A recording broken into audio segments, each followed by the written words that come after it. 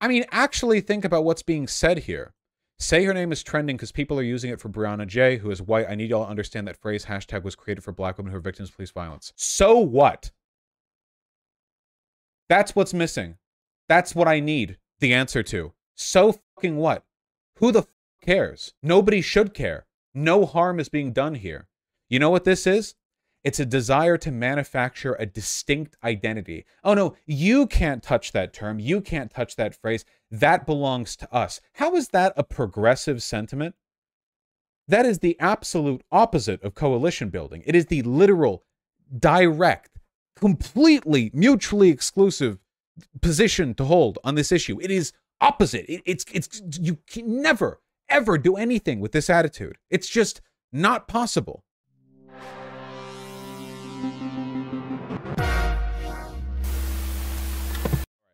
It's been a while since I've talked about this specifically. I've talked about this, like, broadly for a while, pretty much all the time, actually, but I think it's important to highlight some specific cases so we can talk about the broader problem, maybe a bit more directly. So, here's the issue, okay?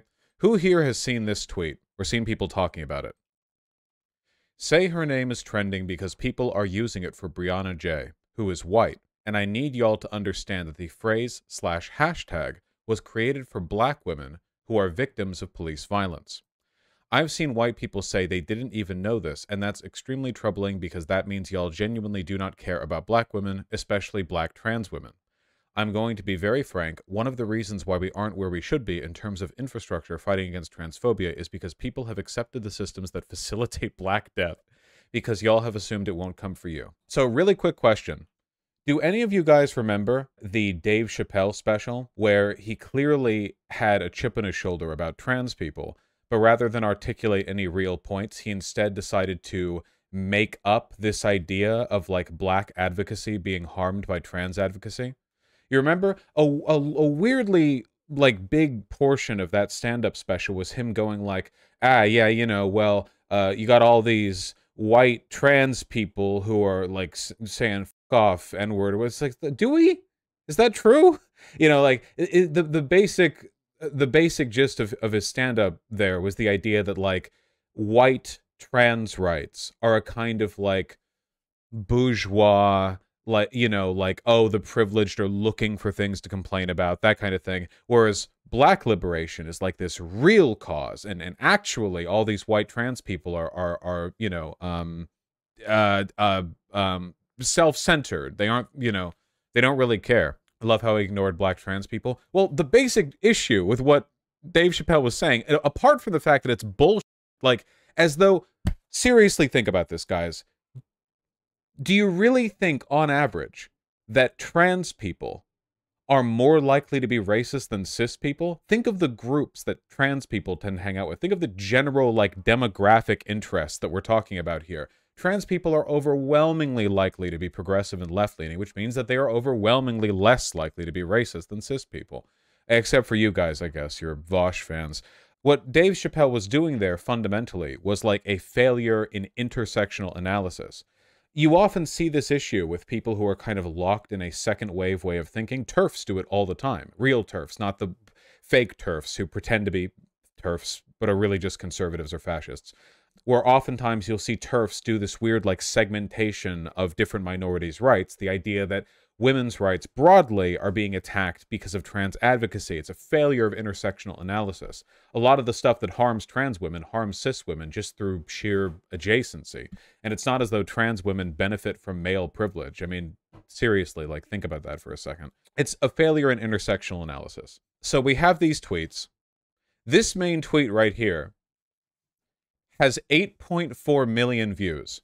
At this point, the hashtag sayhername being used in reference to Brianna Ghey, a 16-year-old trans girl who was brutally murdered, it has actually seen more attention in the context of this post than it has with the original use of the hashtag. So she was killed, and now the hashtag associated with her is primarily a battleground for left infighting.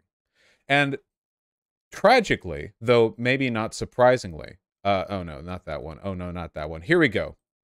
Jessie Gender, who blocked me. which is why this is screenshotted instead of quote tweeted. Please use hashtag dignity for Brianna instead of using hashtag say her name to mourn Brianna Ghey. That hashtag is for black folks killed by police violence. Black with capital B, white with a lowercase w. We see these trends. For that community to mourn and fight. We white folks shouldn't steal it, especially as all of us, not just white folks, are mourning. First, after listening to black folks, the issue is how quickly white people co-opted the use of this hashtag. Second, how white folks got angry when this was pointed out and would rather argue than listen, which feeds to drain us both of energy and the ability to mourn. Third, we are not fighting for Brianna's name to even be heard. She made news. The hashtag is for black women who are being ignored by the mainstream. Brianna is being discussed. We are fighting for her dignity and death, her ability to be seen as herself, and for this to not happen again. So this is really bad for a number of reasons, but I really want to lay the groundwork before we get to that, you know? This was another excellent tweet showing how this stuff harms real-life advocacy. Regarding the chants of say her name at yesterday's vigil, we were unaware of the full social context of that phrase as a chant or hashtag for black women victims of police brutality. We have listened and will no longer be using this as a chant and encourage others to do the same. So this is an actual in real life vigil held for a dead girl who are now apologizing because, and to be clear, one Twitter user made a post. So we need to talk about this, okay? This is all Fed bullshit, all right? This is pure FBI psyop territory, and I refuse to believe that it's not, okay? You will not sell me on the idea that it is not. And I want to go over why, for a number of reasons, okay? It's very important to understand this, all right? So here's something, if you're left-leaning, that you have to understand, that it's critical that you understand this if you're going to move forward as a lefty, all right?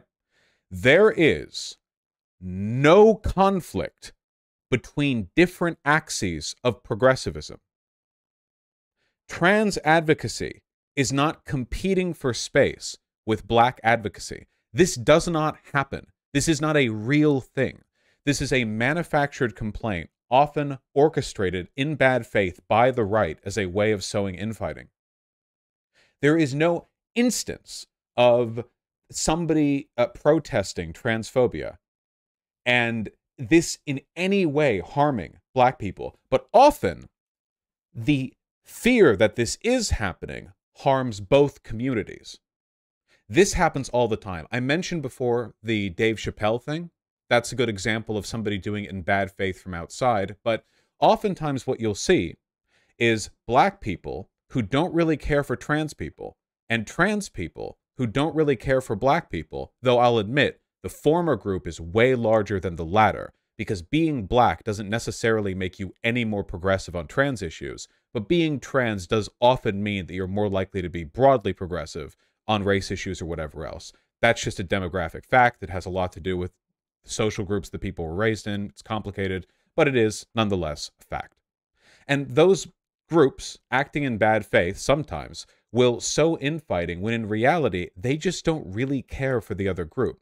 Oh, trans advocacy is hurting black people somehow, being said by people who don't actually care about trans people purely as a way of weaponizing left sentimentality against itself.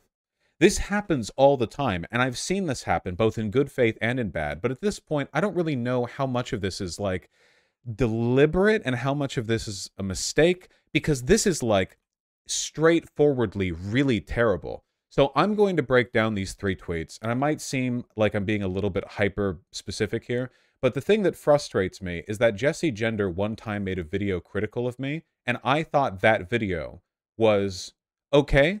I didn't think it was that bad. I'll take a look, Tempest. I disagreed with a lot of it, but I was under the impression that she was a bit more reasonable than some of the people who disagree with me otherwise. And nonetheless, well, now she's blocked me, so, you know, whatever. But nonetheless, we're now in a position where this is legitimately one of the stupidest, I don't know, demonstrations of anti-intersectional thought that I've seen in a long time. Please use hashtag dignity for Brianna instead of using hashtag say her name to more Brianna Ghey. that hashtag is for black folks killed by police violence for that community to mourn and fight. No, it is not. Hashtags, slogans, shouts are not trademarked or copyrighted. They are phrases that are associated. They have numbers of meanings. No justice, no peace is not copyright black activism. The idea, like, am I a man? Like, this is not copyright black activism. The idea that some harm is being done to black people. Brianna, the idea that there is some kind of material damage being done to black advocacy through the use of this term is nonsense. And a large part of that is because the term was, in both cases, just like rhetorically the most effective one people could settle on. Please understand, when people settle on hashtags or phrases or shouts or slogans, when there's a big social movement happening and people settle on a term, that is not like a choice that people make. It's an emergent collaborative effort that usually involves the participation of thousands, if not millions of people. The idea that you can, like, force settling on one, or like, don't use this one, use that one, it betrays a pretty, like, poor understanding of group dynamics to begin with. But if you are going to do it, it had better be for a very good reason. Like, if there is a reason to try to just, as a group, somehow move this tenuous network of tens or hundreds of thousands of people using a phrase over to another phrase, you would better have a good reason. A good reason is not, this was a phrase that was used years ago when another woman was murdered. Also, as Tempest very wisely reminds us all, say her name was not, as I understand it, originally like a BLM slogan. It was actually for Indigenous women, because a lot of Indigenous women get kidnapped from their reservations because there's, like, really poor policing there and not a lot of social protection, and they're very, very poor. So originally, see here, 50 murdered and missing Indigenous people. It's like a really big systemic issue. You hear about a lot of deaths and kidnappings and disappearances happening with Indigenous women on or near reservations. So are we to assume then, very common problem in Canada? Yes, it is. In fact, I believe there was a collection of about a dozen of these disappearances that happened very recently in Canada. I mean, a couple weeks ago. Did you see any discourse about this? Because I didn't. I didn't see any Indigenous people stepping up and going, you know, actually, this is our term. Neither did I. No, because if you really think about it, it's a really dumb thing to do. Doesn't it make sense that the say her name slogan, label, chant, term, phrase, whatever, kind of has a synchronous, progressive meaning no matter what specific cause it's used for? Like, is there really that much harm, considering the fact that trans advocates, racial equality advocates, and Indigenous rights advocates are, generally speaking, the same group of people? Seems really dumb to me to use terms like co-opting and stolen. But I'll continue. We white folks shouldn't steal it. Look at that. Steal? Seriously? Steal? The use of the term steal here, when it was, like, we're literally talking about a bunch of people who came up with say her name because media reports were dead naming Brianna Ghey.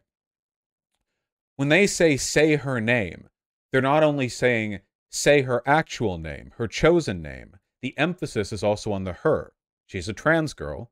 Makes sense they would say her name. The point there's an added emphasis associated with the gendered pronoun. It makes sense that they would use that term. Stolen? Especially as all of us, not just white folks, are mourning. First, after listening to black folks, the issue is how quickly white people co-opted the use of this hashtag. First of all, I haven't seen say her name used in a long time. So it's not as though this is some kind of, like, active battle going on for relative attention. And second of all, probably more importantly, where is the conflict? Where is the actual conflict? What is the material harm being done? I'd also like to point out that there's no such thing as listening to black folk. You can listen to black people. You can listen to a black person.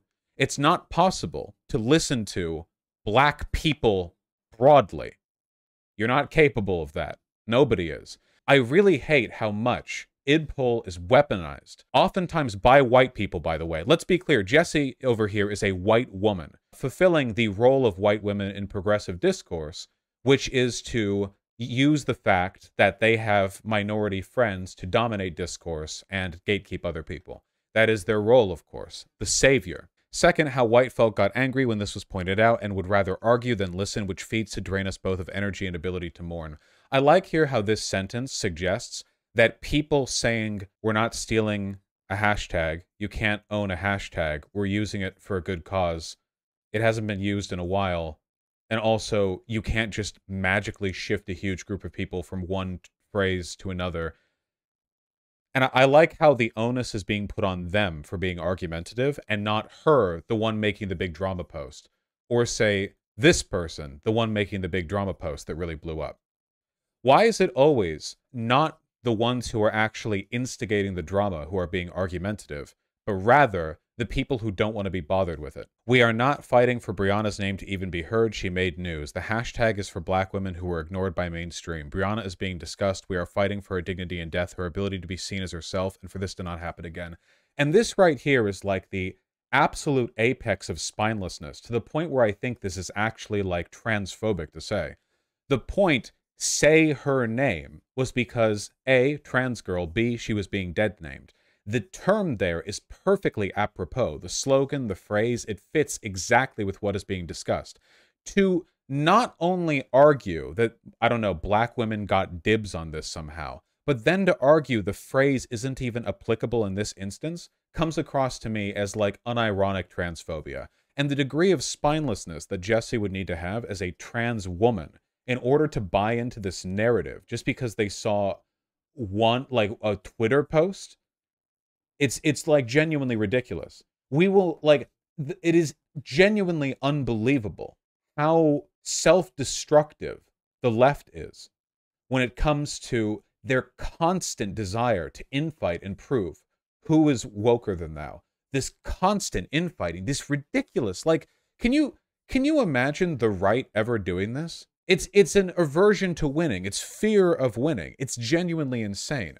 I mean, look at this. Dog, we ain't never getting health care. Oh, yeah, we held a vigil for a murdered trans girl, and the perfectly apropos, harmless phrase that was being chanted, it turns out a black person on Twitter disagreed with its use, and a bunch of white people backed them up on it. So actually, no, we now apologize for using that chant, you know? And now, most disgustingly of all, Brianna Ghey, in terms of online discourse, is now being primarily represented through these spineless left woke scolds saying it's the wrong term to use. Her legacy right now online is imprinted in left infighting over whether or not there's some element of anti-blackness to saying, say her name, when media articles were dead naming a murdered trans girl. By the way, that person's super colorist against mixed race people. Yes, Viathan posted this. If you go into the Twitter history of the person who made the original call-out post, they're like unironically racist against mixed race people. Not mixed people dropping they selfies to promote themselves on MLK Day. Loving versus Virginia was a mistake. Presenting mixed people as being the solution to or a symbol of the end of racism is just another way of arguing black folk who are unambiguously so, are not only a, but the barrier to this goal. So, in normal human words, this person is saying, believing, like, thinking that mixed race people are in any way a sign of, like, racial progress is equivalent to believing in the genocide of black people. Last I'll say on this is that you can't put off talking about the fact there's an amalgamist agenda that seeks to position mixed as the future and therefore positions visibly black people as a barrier towards progress. This is what y'all invoke by calling this divisive. Stupid on multiple levels, because mixed white and black people in the States are considered black right now because of, you know, social biases, for one. And for two, like, yeah, Hitler particles. Or Blitler particles, I suppose, in this case. Why are all awful people secretly Nazis? This keeps happening. Well, the problem, like, just speaking straightforwardly, is that a lot of, like, frankly, stupid white people will just eat up anything black people say because they think that being a progressive ally means being like an infinicuck who, as a product of genuine white guilt, will just accede to any argument made by black people, no matter how dumb. This happens all the time. It is constant. And it is so self-destructive. This, listen to black voices, listen to trans voices. There are no black voices, trans voices, anyone's voices. There are just people who belong to groups. If you wanted to, you could find any set of opinions exclusively listening to black people. What actually happens almost every single time is that if you have an opinion that you want to defend, and you have black people who agree with you, you will arbitrarily decide to listen to them, mark that listening process as listening to black voices, and then move forward with your opinion with the presumed weight and authenticity of the entire black community. When in reality, you just listen to people who already liked you. If you have friends or people in your community, you are likely to already agree with them on a lot of things, which means that if you defer to them for a kind of group consensus on your opinions, no matter what demographic they're from, no matter what racial or gender minority, whatever, they're likely to just confirm your priors, and you walk forward as though you're now a Sherpa to all black people as opposed to what you are, representing a tiny minority of a minority of a minority. If you went up to black people on the street and asked them, hey, say her name was a hashtag used to mourn a murdered trans girl, do you think it's anti-black to use that hashtag? The 99% of black people would respond, what the fuck are you talking about? What? What? Even if you exclusively polled with like always online internet lefty black people, I bet you the vast majority of them would not agree with that perspective. It is ridiculous to run away from that with some kind of like group affirmation. The language that is being used here is so needlessly contentious for no reason other than because Jessie wants to gatekeep for woke virtue signal points. And that really is the only reason. There is a collection of people in the online left whose job it is, or at least they act like it's their job, is anytime there's any kind of discourse, their job is to immediately demonstrate, by being the loudest voice around, how willing they are to shut up and listen to other voices. Have you ever seen that? It's a very toxic mentality, mostly with white people, when talking about minority issues, where their role is to step up and very loudly exclaim, I don't think us white people should be talking about this. We should defer to voices of color who believe this exact thing that I believe. Us white people have no skin in this game, which is why we should defer to the specific opinions that I happen to believe beforehand and are represented by a tiny minority of people I listen to that I will refer to broadly as the entire black community. Just a 16-year-old girl was murdered. Does nobody else think this is psychotic? Like genuinely psychotic? Like maddeningly so? We will never achieve anything under this standard of behavior. Literally nothing. You absolutely cannot coalition build if people are willing to throw each other under the bus over nothing, over things that are factually without any possible demonstrable material harm. And as as a moral principle, like be on top of the smoldering like dumpster fire that was the previous discourse by being the most willing to listen to minority group X or Y or something. It is not possible to move forward in any fashion with this behavior on display. It's disgusting. It genuinely is. Yes, this is a good take. There's a certain trend in identity politics that seems more concerned with protecting intellectual property rights than, say, marginalized communities articulating shared interests and organizing together in the pursuit of justice. And honestly, it belongs in the bin. Yeah, it does belong in the bin. When Huey P. Newton was asked what white people could do in support of the Black Panthers, he said they could form the White Panther Party. And you know what? They fucking did. When leaders from North Vietnam visited the Black Panthers and called themselves the Yellow Panthers in an act of affinity and solidarity, couldn't do that today. Cancel culture. It was welcomed and celebrated with the burning of draft cards, but I guess they should have stayed in their lane and found their own name. Yeah, perfectly said. The most effective civil rights activists, leaders, and movements in American history and in world history broadly have always endorsed an attitude of pluralism, of coalition building, of shared identity. The idea that you can do some kind of like big, like progressive miracle nationwide while separating everyone into their own distinct demographic groups. You know, oh, white people? Oh, white people shut up and learn over there. White people, you mean the dominant power group, the largest, most powerful, most socially attained group in the country. Oh, you can't do anything. You just sit over there and let us handle things. And by us handle things, what I actually mean is us stand over here and like talk down to you and not get anything done because we're not interested in getting anything done. We're interested in being like top woke dude of the pile. Hassan retweeted this, so he's on the correct side of the discourse. No, I knew he would be, 100%. I think it's up that you can get thousands of likes if you present your narcissism in a way that sounds vaguely progressive on its face. Literally. I mean, actually think about what's being said here. Say her name is trending because people are using it for Brianna Ghey, who is white. I need y'all to understand that phrase hashtag was created for black women who are victims of police violence. So what? That's what's missing. That's what I need the answer to. So fucking what? Who the fuck cares? I don't care. Nobody should care. No harm is being done here. You know what this is? It's a desire to manufacture a distinct identity. Oh no, you can't touch that term. You can't touch that phrase. That belongs to us. How is that a progressive sentiment? That is the absolute opposite of coalition building. It is the literal, direct, completely mutually exclusive position to hold on this issue. It is opposite. It's you can never, ever do anything with this attitude. It's just not possible. And I don't know. I mean, it's a little bit distressing, man. I remember back during 2020 when Bernie Sanders had a shot at the presidency, people on the online left, it felt like there was like a twinge of pragmatism, something maybe. But now it's gone. It's just gone now. It doesn't exist anymore.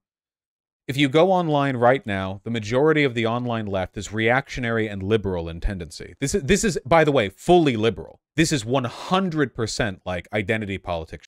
There is nothing that distinguishes these takes right here from like a like Ron DeSantis. So wait, did I just say Ron DeSantis? In my head, I was thinking Pete Buttigieg. My bad.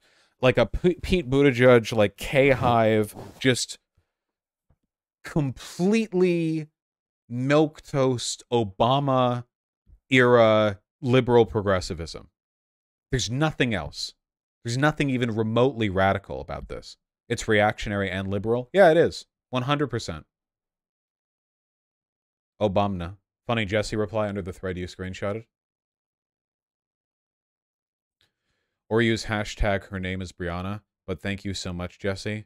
No thanks to me required. Shouldn't even be a conversation or discourse at all. I'm more sorry folks have to deal with it. I appreciate you saying it, but I don't deserve thanks. It's what white folks should all take the time to understand in the first place. Jessie, do not make your white guilt my problem. You are pathetic. Holy stop.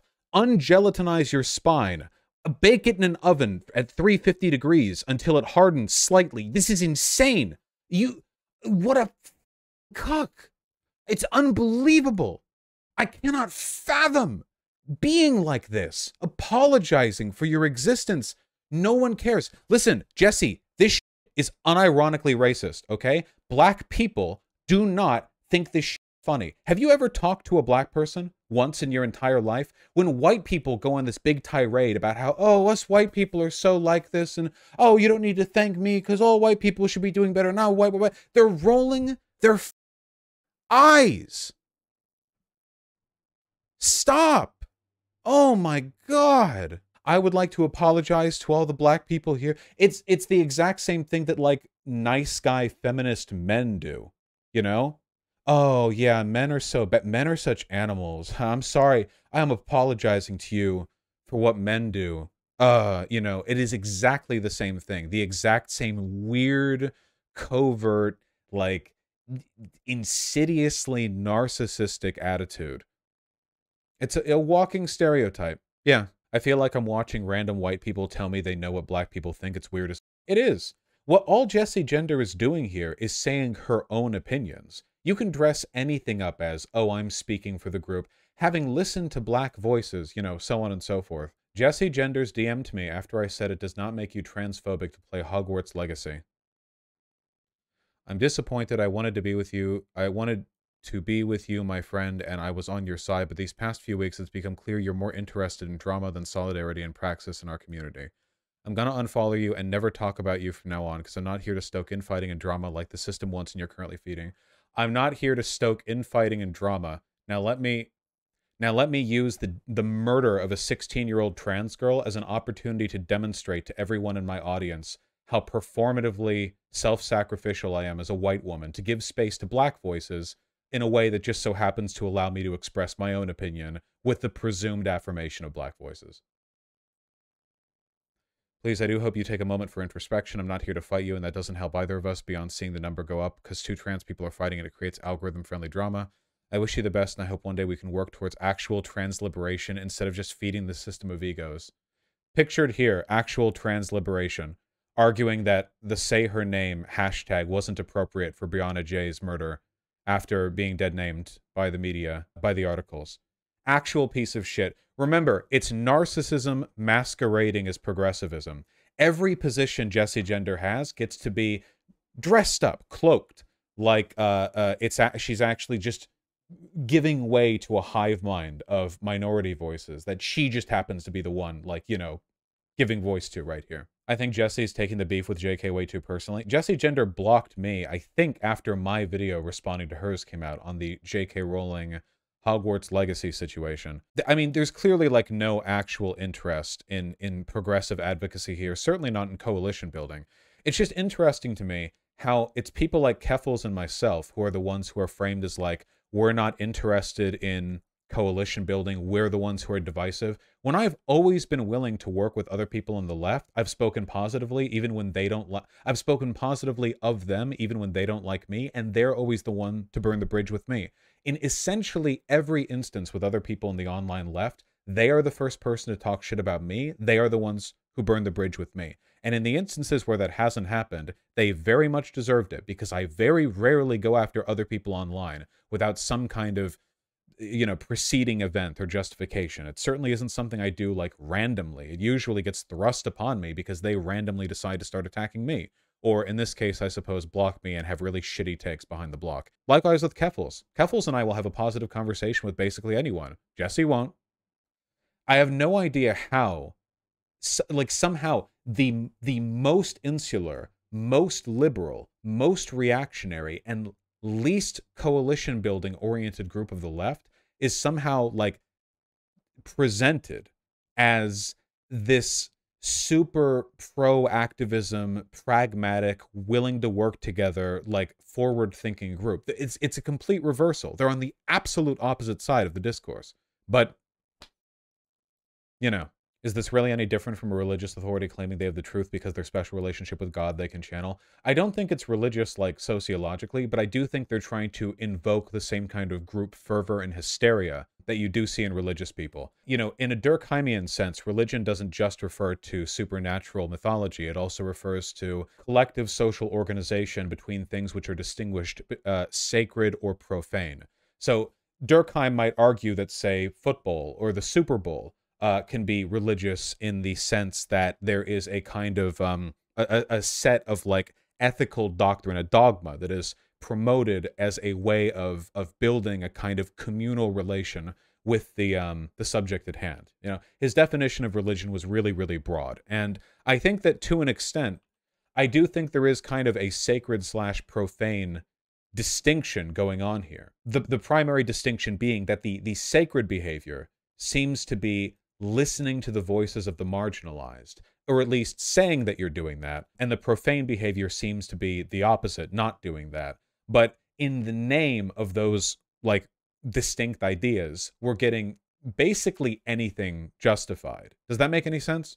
In the name of listening to marginalized people, here's my incredibly shitty reactionary dogshit take that, like 0 IQ, no thought put into it. But it is, I mean, when you go against that dogma in the online left, does it not feel like you're crossing a kind of religious line? I mean it. It sounds sanctimonious to say it, but doesn't it? How often do you get well thought out arguments when a member of a minority group has a position which is bad, it's a dumb position, and you criticize it, and the response is, well, why are you ignoring marginalized voices? And you explain, okay, well, because that one is really dumb. The responses you get to that seems a little bit more like people freaking out at you breaking a taboo, doesn't it? It's not people going, ah, well, okay, I understand that not all positions marginalized people have are correct, but in this specific instance, actually, you're in the wrong because of X, Y, and Z. In reality, it seems like they're offended by the idea of you doing it to begin with. And that absolutely fits within that critical distinction between the sacred and the profane. It's not about what's right or wrong. It's about acceptable group behavior. It's about dynamics in a communal sense, which revolve around like acceptable rituals, patterns of discourse. And if you break those norms, if you go against them, the fervor with which people will attack you has very little to do with like a rational assessment of what you've done wrong, and far more to do with like, I can't believe you've done that, you know? Where's the line between genuinely trying to be aware of stuff because you want to do better and being obnoxious? Don't ever say X position or Y position is better or worse because of the race or gender of the person who said it, unless you're literally talking about an anecdotal experience, in which case, yes, obviously, an anecdote on trans issues would probably be more valuable from a trans person because we're literally talking about anecdotal info at that point. Don't ever buy into the dogma of like, this is right or this is wrong because of the group who said it. That essentialist perspective is anti-progressive and it's anti-intersectional as well. Like we read about, the idea that a member of a minority group is inherently right on any given issue, even if it's adjacent to their minority status, is just wrong, and it's a reactionary perspective. It also gives an undefeatable argument to people like, say, Candace Owens, because once you've accepted that logic from the left, who's to say that you shouldn't be listening to her, or Thomas Sowell, or whatever soulless grifter on the right who happens to be black, you know? Should we be listening to them then? Obviously not. But, you know, I've talked to a lot of lefties in my time. I've never gotten an answer to that. Not once. Do you know how many times this exact conversation has happened? They'll say, you should listen to black voices on this issue. And I'll say, okay, well, there are black people in my community, and black people don't all agree on stuff. Should I listen to Candace Owens? How many times do you think I've gotten a rebuttal to that point? You don't have to guess. Zero. It's happened dozens of times. Dozens of times. We've done this on stream. I've done this off stream. I've done this on Twitter. I've done this in Discord. I've done this in personal DMs and emails. 0 times. Not a single time has one of them thought to give an answer to that question. I wish I was exaggerating. That's how dumb it is. Not even through a numbers game, not even through the stochastic process of engaging with dozens of people on this particular issue, have we arrived at a single one who had an answer. What am I to do with this? Is this really the left that's going to win? Is the left seriously going to win when all it takes, apparently, against their intelligentsia to win at this moment is a black conservative to walk out and give dog shit takes while saying it's because I'm black? Does J.K. Rowling not defend her transphobia by saying it's because she's a woman and her experiences as a woman legitimize her opinions on this issue? Am I to believe her on that, then? I've never gotten an answer to that one, either. It is so self-destructive, and I have nothing but contempt for people on the left who signal boost and promote this bullshit because it gives them social points. Do not think that Jessie Gender is just mistaken on this, like it's some incidental, like, she could be moved over. This is a cynical attempt at being the queen bee of the cancel pile here. This is an effort to personally profit/benefit from a drama surge by cynically positioning herself as an advocate for voices that just so happen to agree with her. It is a deeply cynical process. I don't know whether she thinks this is how progressivism works, but it doesn't change the fact that it's being done deliberately. Transgender action block. As for these people, man, I just feel bad. Can you imagine being like a young trans person and going out to a vigil for a murdered trans girl, and then when you go back home, you find that the Twitter account that represents the group that held the vigil is like publicly apologizing for using the term because a decade ago it was used for something different. Yeah, we're really building a positive spirit towards, you know, future engagement. Vaush, that might be going too far. She's probably just young and stupid and doing it like you did, but more publicly. Problem is, when it's in public, the ego gets in the way of correcting. I'm sorry, but I can't be that permissive of these ideas. This is really destructive stuff. I can only see this pattern happen like so many times where I will say something that is essentially objectively correct, or at the very least pretty harmless, get told by thousands of people to kill myself, and then all the people who are so outraged with my behavior will then like turn around and sort of either ignore that or collaboratively participate in what I can only describe as like the CIA's ideal version of the online left, where no actual coalition building can be made. Here's the critical flaw. Here's the thing that these lefties will never let you do. Change a mind. It's the #1 thing political movements are meant to do, and it is the last thing this particular type of lefty wants to do. It is so far down their list of priorities, it never even comes up. The thought of convincing people who don't currently agree with you to agree with you is not only is it not in the priority list, they don't want it. We've seen this so many times. How many times have we seen these excuses? Oh, we don't actually want these people in the online left. Oh, these edgy white boys who said like retard back when they were 14, they couldn't possibly be a good leftist. Never mind the fact that like half of the people in the woke scold online community are domestic abusers and freaks anyway. Horrible, monstrous people interpersonally who are constantly tearing each other apart because they are performatively hyper fragile, and that obviously leads to a bunch of toxic infighting. Never mind all that, okay? These people over here, these socially powerful people, you know, millions of them, we don't want them in our online left because they're, I don't know, they're icky. We don't need these voices. They don't care about changing minds, and they certainly don't care about building power for their group. They just want a comfy social space to exist in on their way through fascism and then subsequently out the door, because that's what fascism will do to these communities and to this community. 90% of the shit that I get in trouble for is just, let's be real, acting like a normal person. I make jokes that get me in trouble, and these jokes would be considered spicy on SNL, okay? We're talking like so much of the stuff that the online left gets angry at me for. And it's not to say I don't act controversial at times, and I'm fine with it. I'll defend what I say. I know that sometimes I'm even too spicy for my own good, and I walk back stuff I've said. That's fine. I don't have a problem with being that person. What I do have a problem with is feeling as though the biggest things that separate me from the online left are the least radical parts of me. The fact that I'm capable of being irreverent, or that I understand there's a difference between edgy jokes and actual reactionary politics. I thought everyone else got this really early on, frankly, but apparently no. Apparently that's actually a really controversial position, you know? Uncontroversial leftist position, I thought, I imagined. Coalition building is good, changing minds is good, but those positions are anathema now in the online left. The idea that we should reach out to people is taboo. So taboo that when I said we should reach out to insecure young men, I got thousands of people telling me to kill myself. I'm not exaggerating when I say that. You're free to browse the quote tweets. You can't browse my DMs or emails, but those were pretty interesting too. How do you think that makes me feel? I don't mind the death threats, by the way. A lot of these people are literally kids. It's not like I'm actually feeling threatened. What I mind is like their mentality. It's their death threats to me are less harmful to me than the dead weight they are to the left is to me. Does that make sense? The death threats themselves, not a huge issue. The fact that they're the kind of person who would issue them means they're a dead weight to the online left, which means the left broadly, which means, hey, you know, we're all kind of in this together, I thought. And man, it's just remarkable. It is.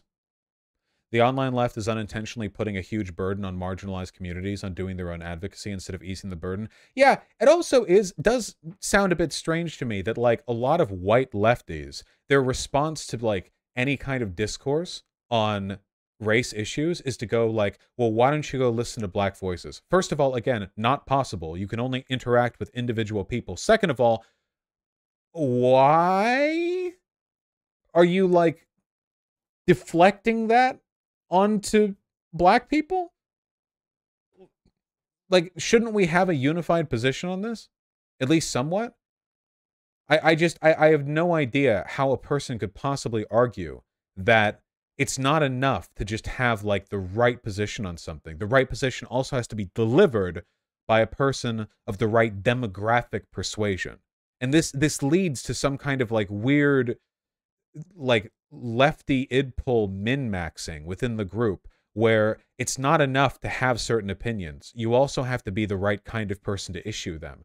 I feel like it's like a JRPG where you're like swapping out like black woman, trans person in a wheelchair, white person with autism, and like to maximize the effect of the same set of positions that they all have, you know, like oh yeah, dude. Oh, the position that racial equality is good. Okay, well that gets a minus 30% penalty when issued by a white boy. Let me toot toot toot. Okay, black woman, perfect. All right, now it gets critical damage. Ooh, like it's insane. I know I'm rambling at this point. I'm fully aware. I'm fully aware of the fact that I'm rambling at this point.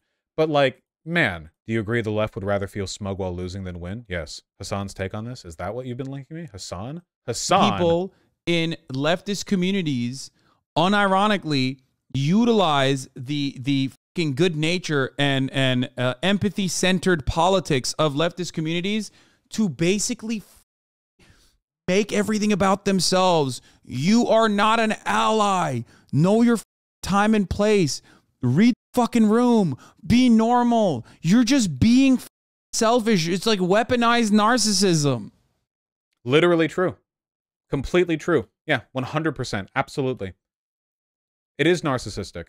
The desire to, like, I can't imagine the internal thought process of the take that you want to get clout over is white people need to be quiet and listen to black voices, and you're a white person, so you're like, okay, so what if I just talk anyway, but like talk about how other people should talk, and also we're gonna do this like right after the murder of a trans girl, you know? Thank you for the check, CIA. Thank you for the check, FBI. Phenomenal.